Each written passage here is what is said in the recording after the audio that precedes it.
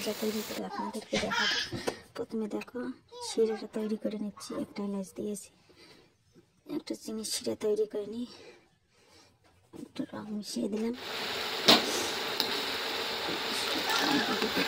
আরও শিরাটা তৈরি করে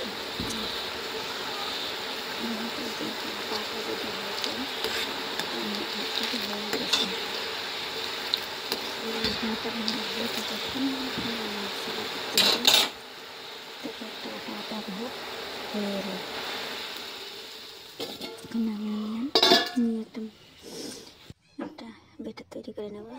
তারপর ময়দা দিলাম, দিয়ে এখানে ঘি দিয়ে একটু নাড়াচাড়া করে কুসুম কুসুম হালকা গরম জল করেছি, গরম জল দিয়ে ভিজিয়ে নিয়ে একটা বেটার তৈরি করে নেব।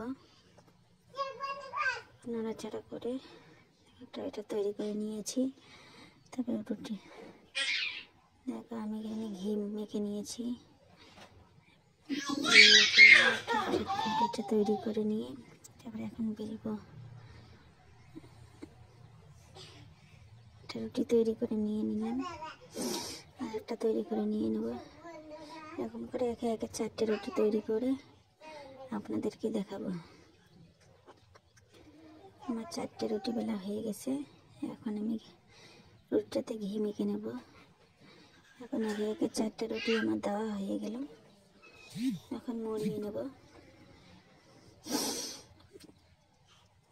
এখন একটা ছুরির সাহায্যে এরকম করে যদি খুলে যায় তাহলে কি করবেন জানেন, একটা হাতে জল নিয়ে এখানে দিয়ে নিয়ে দেবেন। তো এখন হয়ে গেছে। এখন আমি কেটে নিয়েছি, নিয়ে অল্প একটু হালকা বেল দিয়ে ফেলে এখন একটা কড়াই বসিয়ে দিয়েছি। এখানে তেল গরম হয়ে গেছে। এখন একে একে রুটিটা দিয়ে দেব, দিয়ে একটু নাড়াচাড়া করে আমি যে ওই যে শিরাটা তৈরি করে নিয়েছি ওই শিরাটাতে এখন ডুবিয়ে দেব। হয়ে গেছে। এখন শিরাটাতে দিয়ে দিলাম, তারপর আবার কিন্তু ভেজে নিলাম।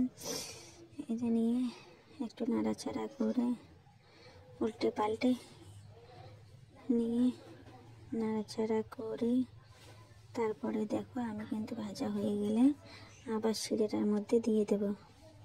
হয়ে গেছে, আমি শিরাটার মধ্যে দিয়ে দিলাম। দেখো আমার রেডি।